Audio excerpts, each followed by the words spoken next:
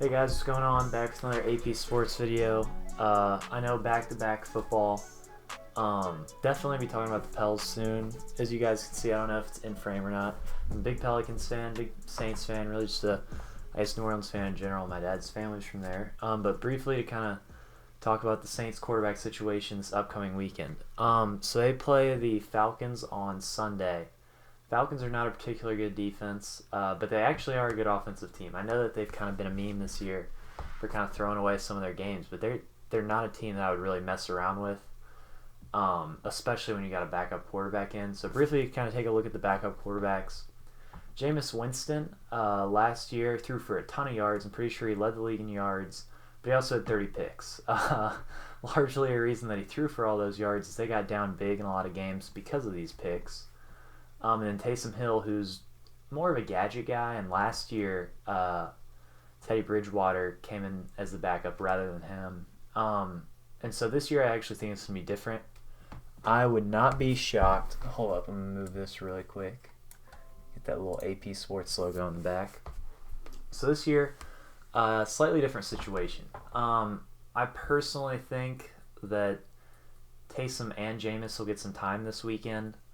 I would not be shocked at all if Taysom actually plays the majority. I know the feeling right now is Jameis Winston, because that's what they did last year with Teddy Bridgewater. They put him in, let him play over Taysom. But this year I think it's going to be different, and there are a couple reasons why. So first, Taysom's getting paid. Taysom got a pretty big deal this offseason.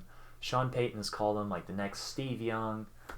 Really just kind of sung his praises. He does everything the team needs. He has a great mentality. And those are really some massive reasons you would want to start a guy. I mean, that's all good stuff. He's incredible on special teams. He tries his hardest every play.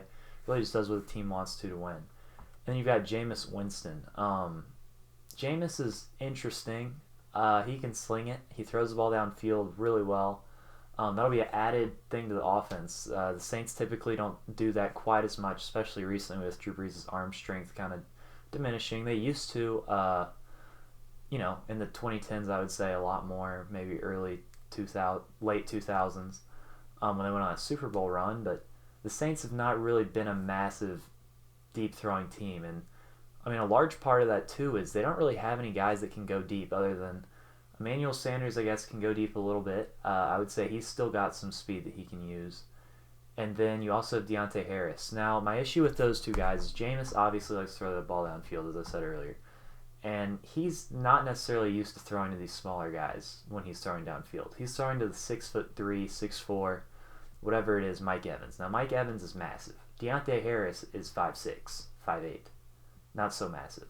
So I have an issue with that. This past weekend, against the 49ers, Drew Brees was out in the second half, and so Taysom and Jameis kind of split, some of the offensive snaps. One thing that Sean Payton is big on, at least in my opinion, getting the ball to Alvin Kamara. I think that Jameis did a good job of that, but I think in order for the Saints to win some of these games, as I said, the Falcons do have a good offense, especially passing the ball, which is where the Saints defense kind of lacks. I would say the Saints are a good run-stopping team. But against the pass, the Saints struggle a little bit. And if the Saints get down in this game, they cannot turn the ball over. Now, my issue with both Jameis and Taysom is I don't know if either of these quarterbacks is capable of going a full game without a turnover.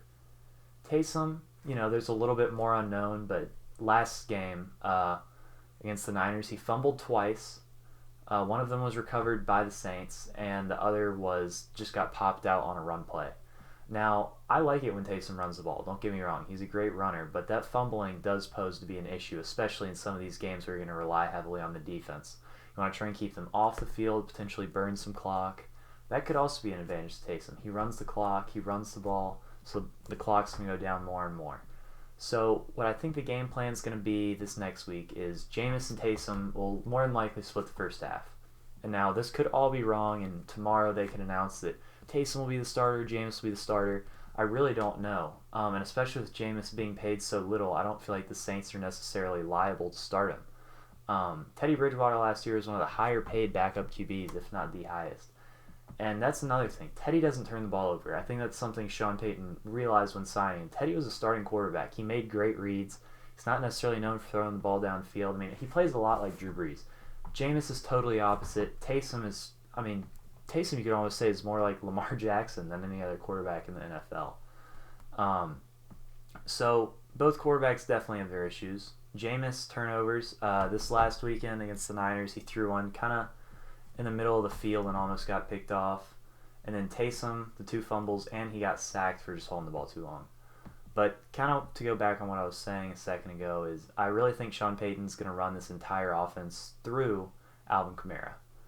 Do I think that this burden is going to be too much for Alvin Kamara? Well, it's yet to be seen. Now, the issue with this is last year Alvin had some injury issues, and I wouldn't even say his usage was that high.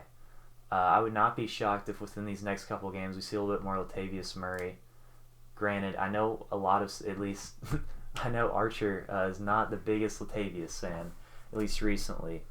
I personally think Latavius is good. He just hasn't played as well, but the Saints are going to need a weapon other than Kamara, whether that's Mike Thomas stepping up or Latavius, as I just mentioned. I would expect a lot more screens, just plays to kind of keep it, in the guys' hands that can make plays. I don't think that Sean Payton wants Jameis or Taysom to win the game for him. I think that he wants some of these skill position guys to win the game for him and their defense. So the Saints' schedule, this is honestly the best possible time to have Drew Brees out. It even gives the Saints a little bit of experimental time. This is something that'll help a lot. Last year they kind of let Teddy get away, and he's been great this year in my opinion. That second year off the ACL, he's looked really good. I feel confident saying Teddy Bridgewater is an above-average quarterback. He doesn't make a lot of mistakes. Panthers this year have been a lot more high-scoring than I would have thought. He has shown the ability to throw the ball downfield, but I would say they run a similar offense. They like to get DJ Moore, especially in some of these wide receiver screens, and really just let their offensive players make plays rather than putting the burden on the quarterback. So the Saints' schedule is Falcons, Eagles. Wait, hold up. Falcons, Broncos, Falcons, Eagles. All right. So those 4 games, I think Drew Brees is roughly 2 to 4 weeks. I know I haven't really released the timetable, but that's typically how long a collapse lung is like 2 to 4 weeks. So you've got the Falcons twice, you've got the Broncos, and you got the Eagles. Now, none of these teams are particularly good on defense or offense necessarily. I would say the Falcons are a good offensive team, but Carson Wentz has definitely struggled, as well as Drew Lock. And Drew Lock might not even play in this game. So these are some big-time games for the Saints, especially with them chasing that 1 seed. And even their division. The Bucs are only a game behind, and they've only lost 3 times. 2 of those are to the Saints. So the Bucs are a really good team when they're not playing the Saints, it appears. So that's going to be a tough NFC South, champion. The Bucs, realistically, I could see them not losing another game. They're that good. But the issue for me is after these 4 games, they go right into the Chiefs. Now, I don't think that Drew Brees should pop back into the lineup right out of the gates against the Chiefs. I don't know if I see the Saints winning this game realistically, unless I would say Taysom, or Jameis for that matter, is really kind of able to take over. I do think that that's a game where the quarterback is going to make a massive difference, just because the Chiefs are going to score every time they get the ball. And just to finish up, I know this has been a pretty poorly structured video, but I really just wanted to kind of get into the Jameis-Taysom debate. So, Sean Payton obviously is a great offensive coach, and I think regardless of, whether defense, offense, who gets the ball, I don't think that these next 4 weeks are going to be massive struggles for the Saints, just because defensively the Saints can make so much noise on defense, turning the ball over. I will say it's tough to play a division rival in the Falcons twice, but I really don't see them losing more than 1 or 2 of these games. And honestly, if they can come out only losing 1 game with Drew Brees being injured, I would see that as a win. What concerns me is the back half of their schedule. They play the Chiefs, then the Vikings, then the Panthers. And Chiefs, very, very good football team. Super Bowl champions last year. That's going to be tough. And all of this is dependent on when Drew Brees comes back. Would you want Jameis playing against the Chiefs? Would you want Taysom playing against the Chiefs? This quarterback kind of carousel with the Saints shapes up really well for these next 4 weeks, but they've got to really hone in once they get past these 4. Then after that, the Vikings. The Saints always lose to the Vikings. It's just how it works. hoping they can flip the script this year. And then the Panthers last. And as I said earlier, Teddy Bridgewater is a good quarterback. So I guess let me know who you guys think is going to start. I know right now social media is kind of all over Jameis, but I don't think people are realizing that Taysom is one of the higher paid backup QBs in the entire NFL. I would not be shocked if he ends up being the starter in the second half of this game. But I really believe that Taysom and Jameis both have their upsides, and that they'll likely split snaps in the first half of this game, and they'll kind of just ride out the hot hand. And if that guy gets cold, then they'll sub in the other. But I would really not be shocked at all, regardless whichever one of these quarterbacks starts. I would say the only thing that makes me think Jameis right now is that Taysom plays so many other roles that maybe you don't want to like exhaust him potentially. But at the end of the day, I mean, I saw Jameis on the field for like half of Taysom's snaps. So I don't know what position either of these guys really is supposed to play in Sean Payton's offense.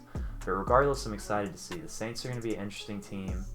Once again, I think it's going to be fun to watch these games because I don't think that these are going to be games the Saints necessarily lose. At least for me, it'll be fun because I don't want to watch my team get killed. But yeah, it's going to be tough seeing no Drew Brees, but I really think these guys can get it done these next 4 weeks.